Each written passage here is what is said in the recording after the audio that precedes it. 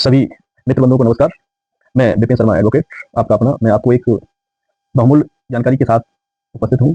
आपको मैं कानून की एक ऐसी जानकारी देने जा रहा हूँ जो सिविल और राजस्व जो न्यायालय होते हैं उनके संबंधित जानकारी है।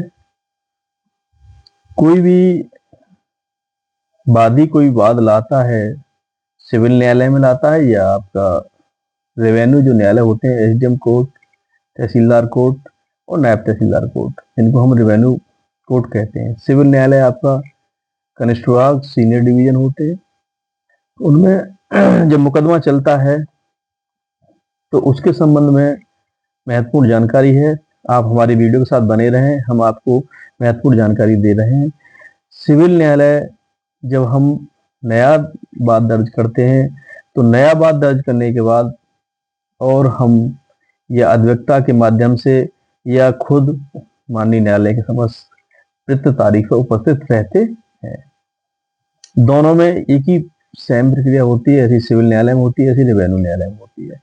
हम अगर किसी प्रयुक्त तारीख पर जिस पर माननीय न्यायालय ने मुकर्रर की है उस पर हम उपस्थित नहीं होते हैं या हमारे अधिवक्ता महोदय कोर्ट में उपस्थित नहीं होते हैं तो माननीय न्यायालय उसको वाद को जो है सिविल वाद को उसको खारिज कर देता है, अदम पैरवी में उसको खारिज कर देता है। अगर किसी का वाद खारिज हो जाता है अदम पैरवी में तो उसको हम दोबारा से पुनः कैसे स्टार्ट करें, तो वो हम सिविल न्यायालय के बारे में बताएं आपको।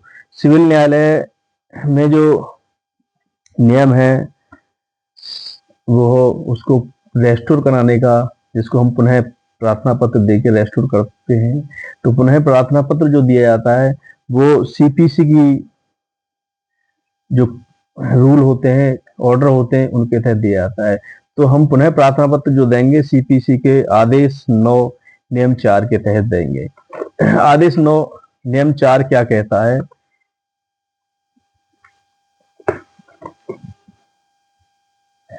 आदेश 9 नियम 4 क्या कहता है?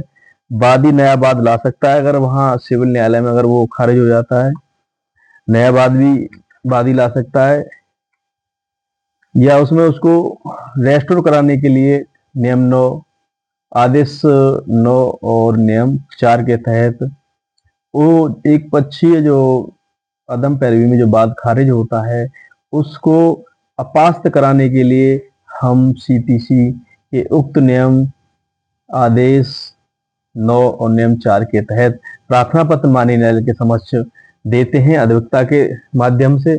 जब अधिवक्ता के माध्यम से देते हैं तो हमारा जो कारण होता है उसको अधिवक्ता माननीय न्यायालय को संतुष्ट कराते हैं। माननीय न्यायालय जब संतुष्ट हो जाते हैं तो माननीय न्यायालय के संतुष्ट होने पर उसको रेस्टोर करते हुए उसको वाद को पुनः जीवित करने का एक तरीका है।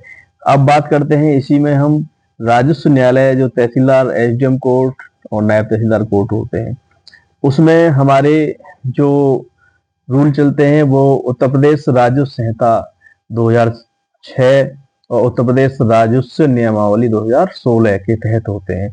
तो हम उसमें रेस्टोरेशन जो प्रार्थना पत्र देते हैं वो हम माननीय न्यायालय में धारा 209 और उपखंड उसका जा, तो धारा 209 जा के तहत हम उसमें एक प्रार्थना पत्र रेस्टोरेशन माननीय न्यायालय के समक्ष प्रस्तुत करते हैं। तो माननीय न्यायालय के समक्ष जब प्रस्तुत करते हैं तो वो माननीय न्यायालय उसको हमको सुनता है और उसको सुनने के बाद वो संतुष्ट होने पर हमारे वाद को पुनः जीवित कर देता है। वहां से हम दोनों सिविल और राजस्व न्यायालय में वाद को पुनः जीवित करते हुए हम आगे की कार्रवाई उसमें सुचारू करा सकते हैं और संचालन करा सकते हैं, जिससे कि हमारा वाद जो वहां खत्म नहीं होता है।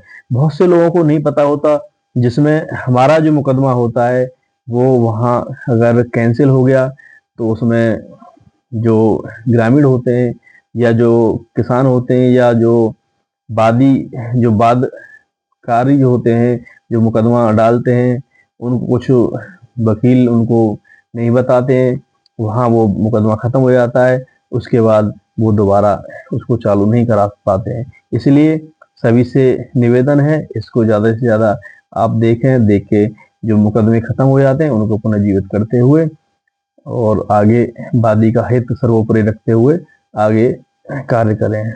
आपका अपना विपिन शर्मा एडवोकेट। जय हिंद जय भारत।